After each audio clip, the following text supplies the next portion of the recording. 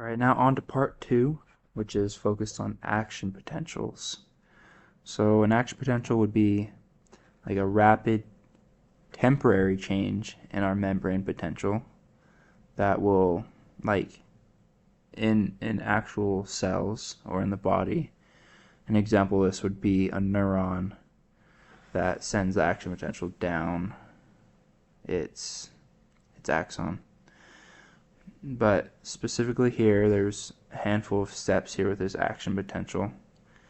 And I think we first need to talk about the difference between a graded and an action potential. So we have a graded potential, which is just any change from our resting membrane potential here at -70.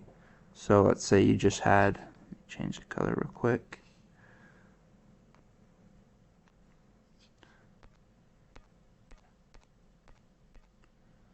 Let's say we just had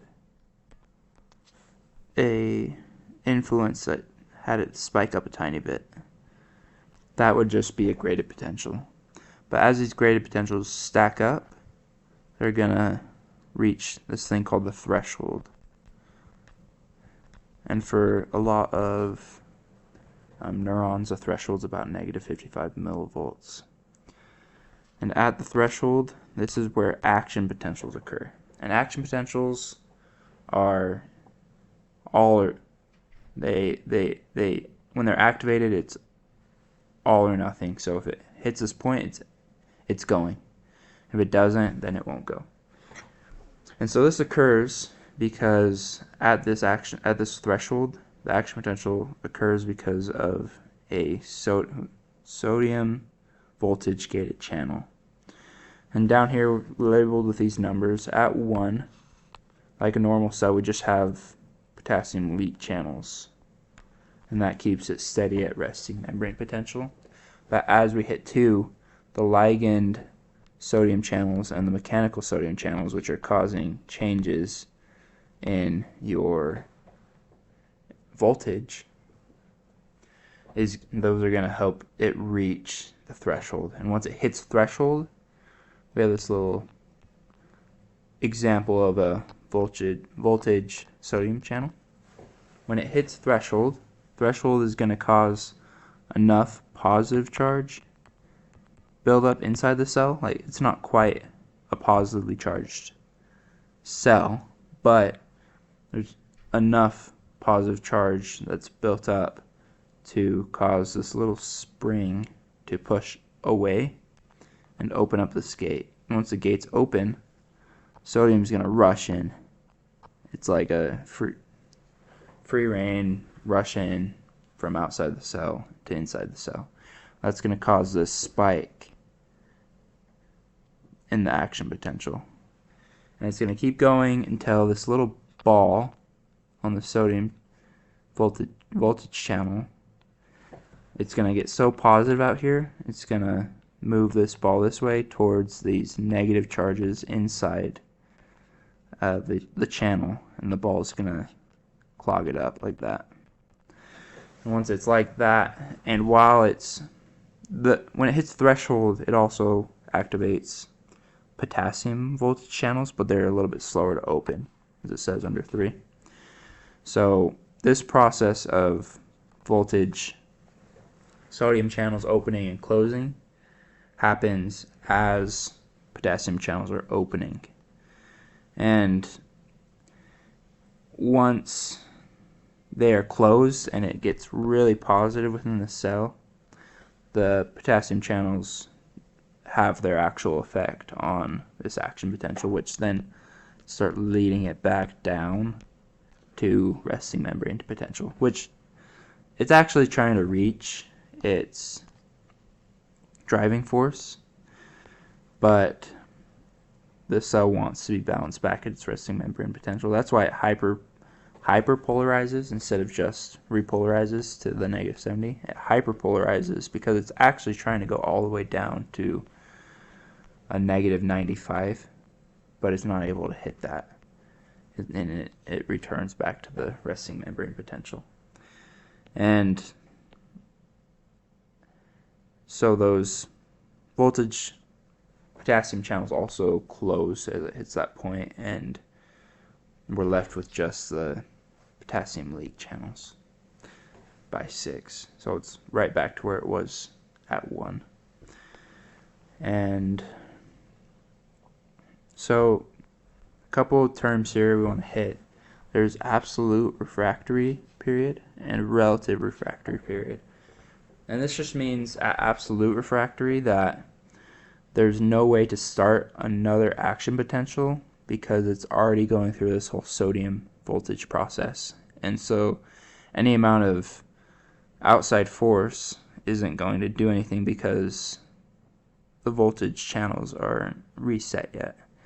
And as it gets closer to the end of this action potential, it becomes a relative refractory period, which means it's possible to set off another action potential, but it's a little bit harder because you are dipping below resting membrane potential, so you have to make up that extra voltage to hit your threshold. Okay. And so now we are going to talk a little bit about capacitance and length constant. Capacitance is basically the ability of a membrane to store charge.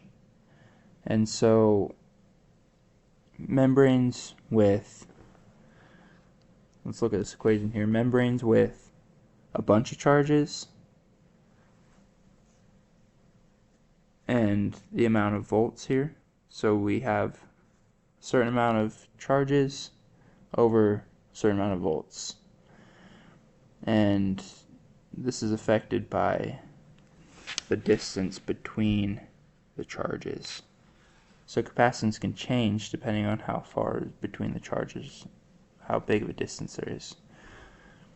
And so like if we look at this example here, on the left there's, let's just hypothetically, there's 6 charges here separated, and they're able to stack up more because the power that the positive charge and negative charge have on other charges is slightly canceled out by the negative charge across from it because they interact with each other and they're closer.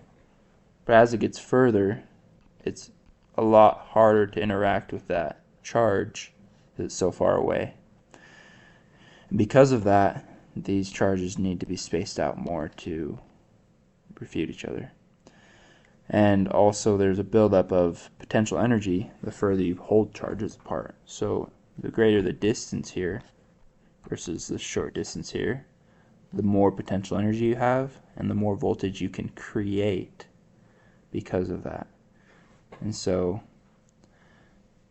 if we keep our voltage constant, say it's keep it constant at 70, like we have here, negative 70, then if we change the number of charges, let's say we have it at 3, that's going to be a small number compared to 6. So capacitance is going to decrease as we increase the distance, which then spaces out the charges more, versus capacitance increasing as we close the distance, causing the charges to be closer together. And then talking about length constant is basically how far, and this will all tie in at the end, but how far the area of an influence a action potential can have. And so Rm is membrane resistance, Ri is internal resistance. And this is directly affected by something called myelin. And myelin are on neurons, and they're made up mostly of fat and don't have charge on them, which then, if they don't have charge and they don't have any ability to allow ions to pass through, then we're going to have an increase in membrane resistance over that area. And so we have our length constant, and that would be making its area of influence like that. And so it's able to go further, according to the equation, it's able to go further with myelin because you increase your membrane resistance.